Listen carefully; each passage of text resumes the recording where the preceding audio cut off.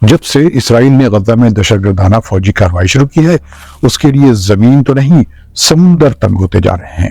یعنی سمندر کے راستے اس کے یہاں جہازوں کا آنا جانا ایک بہت بڑا چیلنج بن گیا ہے۔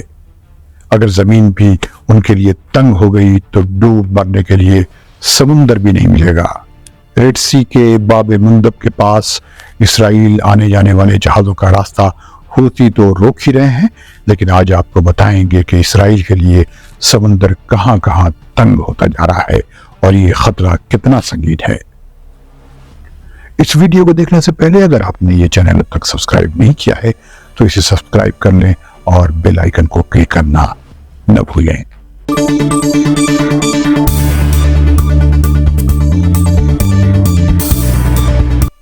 عرب دیش کے دیکھنے والوں کو فیض الحق کا سلام۔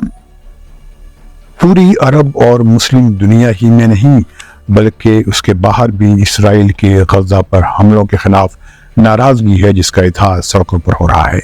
بظاہر کسی بھی عرب یا مسلم ملک میں میدان میں اتر کر فلسطینیوں کی مدد نہیں کی ہے، لیکن حقیقت یہ ہے کہ اسرائیل کے لیے مشکلات بڑھتی جا رہی ہیں۔ ریڈ سی میں حوثیوں نے کئی جہاز جن کا تعلق اسرائیل سے تھا انہیں روکا ہے یا ان پر حملہ کیا ہے۔ اس طرح ریڈ سی اسرائیل کے لیے بند ہو چکا ہے۔ اس سے شاید کچھ دوسرے ملکوں نے بھی سبق سیکھنا شروع کر دیا ہے۔ ملیشیا کے پرائم منسٹر انور ابراہیم نے اعلان کیا ہے کہ ان کا ملک یعنی ملیشیا اسرائیل کے کارگو شپس کو اپنی بندرگاہوں پر لنگر انداز نہیں ہونے دے گا۔ انہوں نے اسرائیل کی کارگو کمپنی زیم کو فوری طور پر یہ ہدایت جاری کر دی ہے۔ انہوں نے یہ بھی کہا ہے کہ فیصلہ اسرائیل کی 75 دنوں سے انسان دشمنی اور انٹرنیشنل قوانین کی خلاف ورزی کی وجہ سے لیا گیا ہے۔ بدھ کو پرائم منسٹر انور ابراہیم نے ایک بیان جاری کیا جس میں انہوں نے کہا کہ اسرائیل جانے والے کسی بھی جہاز کو ملیشیا کی بندرگاہوں سے سامان لوڈ نہیں کرنے دیا جائے گا۔ اس سلسلے میں انہوں نے اسرائیلی کمپنی زیم کا نام دیا ہے، جسے 2002 میں ہی ملیشیا کی بندرگاہوں میں آنے جانے کی اجازت ملی تھی۔ ملیشیا ساؤتھ ایسٹ ایشیا کا ایک مسلم اکثریت والا ملک ہے جس کے اسرائیل کے ساتھ ڈپلومیٹک تعلقات نہیں ہیں۔ غزہ میں اسرائیل کی کارروائی سے وہاں بھی سخت ناراضگی ہے۔ ملیشیا نے اس پر اسرائیل کی مذمت کی اور فلسطینیوں کی حمایت کا اعلان کیا ہے۔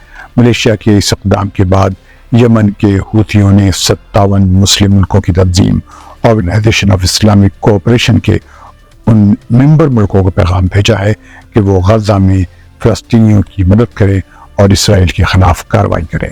حوثیوں کی تنظیم انصار اللہ کے اسپوکس مین محمد عبدالسلام نے جمعرات کو ایک بیان دیا جس میں کہا کہ یہ یمنی جماعت امید رکھتی ہے کہ OIC کے ممبر ملک ملیشیا کے راستے پر چلیں گے اور کسی بھی اس جہاز کو اپنے یہاں لنگر انداز نہیں ہونے دیں گے جس کا تعلق اسرائیل سے ہے۔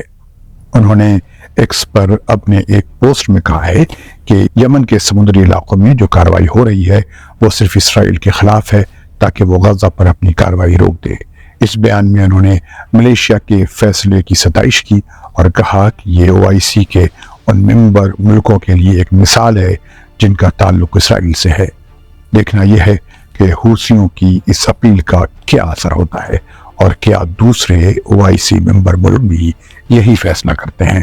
اگر ایسا ہوا تو اسرائیل کے لیے زمین تو تنگ ہو رہی ہے، اسرائیل کے لیے ڈوب مرنے کے لیے سمندر بھی تنگ ہو جائے گا۔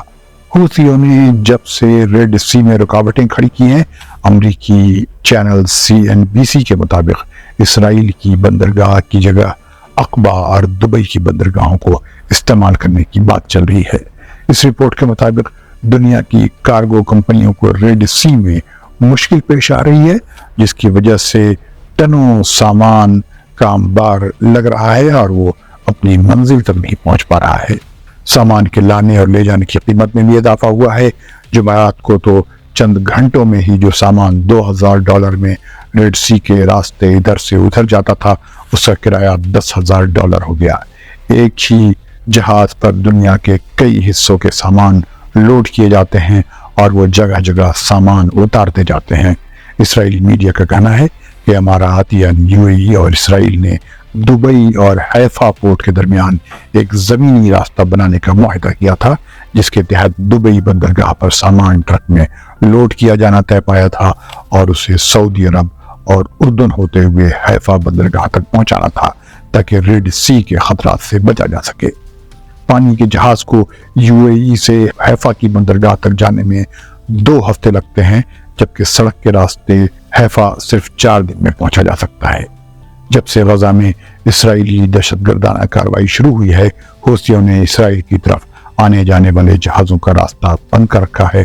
اس کے علاوہ جو الٹرنیٹو راستہ ہو سکتا تھا وہ وہاں سے 7200 کلومیٹر دور پاناما میں ہے، لیکن یہ راستہ خشک سالی کا شکار ہے، یہاں کا پانی سوکھ رہا ہے، اس لیے پانی کے جہاز یہ راستہ بھی بدل رہے ہیں۔ امریکی نیوز ایجنسی بلومبرگ کے مطابق ریڈ سی کے راستے دنیا کی 20% تجارت ہوتی ہے، لیکن سان فرانسسکو کی ایک digital shipping platform Flexport کے مطابق اب تک وہاں سے 180 کنٹینر شپس کو راستہ بدلنا پڑا ہے۔ اس لیے ایشیا سے نارتھ یورپ تک سامان کی سمندر کے راستے لانے اور لے جانے کی سروسز کی قیمت کافی بڑھ گئی ہے۔ خدا حافظ۔